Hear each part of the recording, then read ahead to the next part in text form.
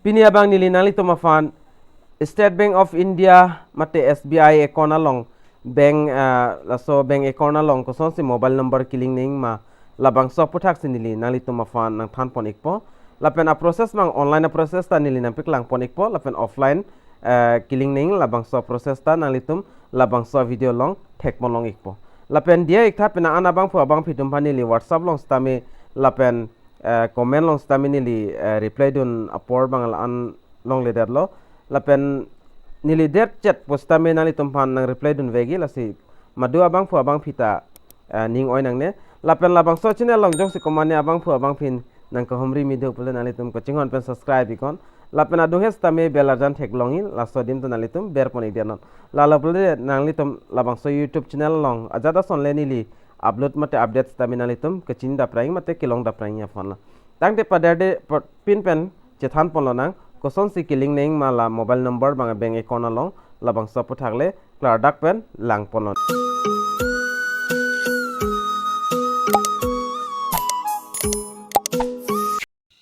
lapen online kai play afrang afan nang litum afrang se labang so website nang litum screen along thek pon long iki online sbi.sbi labang so website along nang litum bang ik nang po laso website nili labang so video description along stami nili link bang pig det po dak pen stami nang litum bang ik milo lapen asun arjana chiklang ik po lapen nang litum la screen along thek pon long po personal banking jong se aprang labang so website la nang litum registration tang lop nang litum login fit milo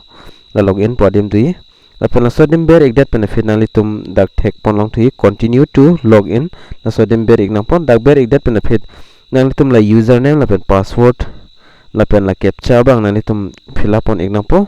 nang litum am mobile long stami captcha bang ke labang so captcha bang e kaprege lapen captcha ber det benefit login fit melo lapen jong se non nang ko homri mi mate non se akimi labang so website nong ki bang lang pole nang litum thek pon long egin nili na piklang pon ik po aber nang litum la new user lapen register here active put ke tok thek longi labang so dim nang litum ber ik nang po dak ber ik depen lason pop off ai lapen cancel lapen okay dak ketok teknologi la okay dim nali tum ber ik nang po o okay adim ber ik depen fit nali tum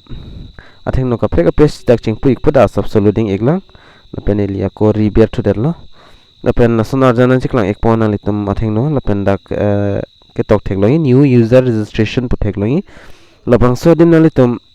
ber ik lote dak hini option di active of a new user registration lapen activation of username dui lapen nalitum ka select name new user registration pu select ik nang po lapen nalitum next thek loi aki at peng tong labang sodim nalitum ber ik nang po dak ber ik de pen finalitum theng no la dak chingpu ik po lapen afrang si nalitum dak pen la fill up po nang po nalitum dak account number bang nalitum dak pen fill up pon ik nang po lapen CIF number nalitum la passbook along di labang so CIF number nalitum dak ber ik nang po lapen det nalitum branch code bang ber ik nang po branch code nalitum 5 digit thekloi la passbook alo lapen nalitum dak pen la country thekloi country bang nalitum dak pen select pon ik nang po la select country long ber igol nalitum India pasta nalitum select pon ik nang po la dak bang nalitum nang nilo lapen puthot nalitum registered mobile number bang nalitum dak pen ber ik nang po aprang la bank account ka khule dun mobile number lapen dan nalitum la ber bang thek pon nang po facility the request nalitum dak thek pon nang po dak pen select pon ik nang po lapen la captcha thek loi nalitum aso captcha bang nalitum la so box long ber ik nang po la ber nalitum la captcha thek loi nalitum mobile dak aprek igi captcha lapen lang nalitum just fill up tang thailo pulte nalitum ki ber to nang bang la submit pu thek loi submit dim ber ing lapen OTP nang li ek pon nalitum mobile long lapen dak pen registration melo lapen ingsonalam dak nalitum kachini kinang sar lapen mandatory fields adamar ela start do on manalitum fill up pon ik thainang po mate tokdun ik thainang po lalo lasin labang first step lapen second step ni lena piklang tu po nalitum phone second step bang ke labang first step lo nalitum la try go lapen dak nalitum la submit tang thai pen te nalitum registration alo nalitum username lapen password nalitum dak pen ber poringo lapen second step bang la hello nalitum screen long thek pono po SMS banking activation view mobile handset labang nalitum dak thek pono po screen alo send BSREG labang lason SMS long tong inang po lapen la screen long kapik lang a mobile number na litum ber ignang po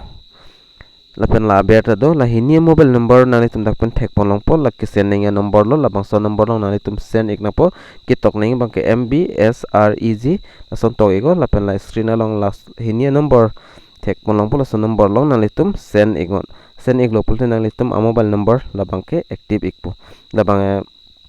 second option la bang la first option bang online pen la ta si SMS pen la pen third option bang la hello third option bang apang sinal tum ATM long dam nang po SBI lason ATM long dam pen nang litum dak card bang dak thon ik nang po ATM long jog ik nang po la pen da thoda option chewangi nang litum select option put dui la bang so option long nang litum ka select nang registration mobile number la select igon la that pen nalitum mobile number hodak ber ignang po la pen mobile number long OTP banang li ik banang litum mobile number kipido na mobile number long OTP banang litum long ik lo pulte nalitum OTP ber ik pen confirm long ber ignang po la lo pulte nalitum mobile number hodak link po mate bank account long link tang dopo sini li puthot nalitum hanang than pon thu ik po frangsi nalitum card bang thon ignang po la pen nalitum option chiwang ik po da option banang litum wai ignang po registration register mobile number la son option theklang la so option number ik penali tum mobile number ber pen OTP bang ber ik nang po OTP nang li ik po la pen that confirmation nang litum tak pen confirm ton ik nang po la lo third step bang la pen fourth step bang dolang la tani li nang litum han piklang ik pon pon la bang so video lo nasikado ka ve nda tuning ri ik lo nang litum video ki cheng pen ki judan ki langi phanse la pen third option bang nili tak pen nang piklang pon po nang litum asap so dak pen chong hong ik chat noi lapen third option bang la hello labang nali tum beng along homri dam iknang po labang king si application of form lo la so form lo la so application form kuson se ka fill up ning ma labang nili non nali tum han nang piklang pon ik po labang so video lo aprang sinali tum dag screen along thek polong bo tu branch manager lapen dag chief manager State Bank of India nali tum bank konat ma la so bank amen address man dak to iknang po branch bang ke lapen dat CIF number lapen account number nang tum pinang po lapen date bang nang tum dapat fill up pun ignang po lapen dak aku sunalam kindly accept my request lason dui lapen please tick only one service in one form labang so form lo along nang tum so form along bang ing CVS nang tum dak tick pi mi kopia problem labang nang tum dak pen tick pi dunang po lang si prom pening si service sifan se la apply mi chodi dak bang la pendak pena an service to nalitum thek online option di 1 2 3 4 5 6 pen 7 8 9 10 an do da number la penalitum ko chong warning bang nalitum la screen long thek pon longi la 7 number long le nalitum chong wai ik ta chok 7 number long bang for SMS alert please provide SMS alert for your my account tutame our account lo lapen mobile number pidun ignang po la chongwai e polo nanitum na 6 number bangla nanitum la dak tik maridun iktame la box along dak tok banghe for change of mobile number please update my new mobile number in my new account jo la sono dak pen nanitum mobile dak fill up dun ignang po la poko la pen fill up ig pen nanitum aber bang tri ignang po la si nili dak pen piklang ponik nang po lapen dak ing si dak option hini do all lapen new address budo new address lapen all address do lapen nali tumang dak all address lang le fill up don igo address ahi nali tum dak pen fill up don ignang po la fill up ig pen documents kenaing labang password lapen voter ID lapen Aadhaar card lapen driving license pan card lapen job card lahi hui documents nali tum pidon ignang po la soft form along pa bandun iknang po lapen documents bang ing sian ta chok lapen hini ke thom bang nang ne lapen dag screen along nang litum dag signature bang dak pen chipidun iknang po mate nang litum amen chitok dun iknang po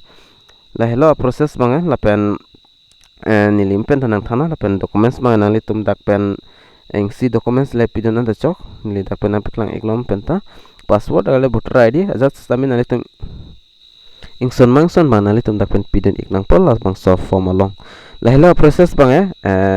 aprangsi nang piklang process bang online pen lo la pen second bang tanang litum la mobile pen ta chok la pen third bang ke ATM long la pen fourth bang nang litum bank long homri dam ik vek nang pola so la non la nang piklang bang nang litum la bang ke bank long homri dam ik vek nang la bang ke la hello process bang la plea of process nali tum claim ting son meng son process bang chun igwek po la pen la first la pen non la nili la ki jut sin apik lang la bang ke 100% nali tum bank account along mobile number bang link igwek po la so process tong nali tum claim po te jo la hello asil la so video lang misen po la nali tum la bang so channel ta subscribe igo la pen share igo video ta la pen la son son video ke lang long bom ye fan nali tum la karbitik 2.0 youtube channel bang kaching hon pen subscribe igon la pen nalitum patumi molama video silang lelang pelte non kijut molam nalitum ar ianat stami arjan ban nalitum theklong la sodim nalitum ber egon la lo pelte nalitum langlong ekpo tangte domi thakme kadu kavita nilihen pen kardom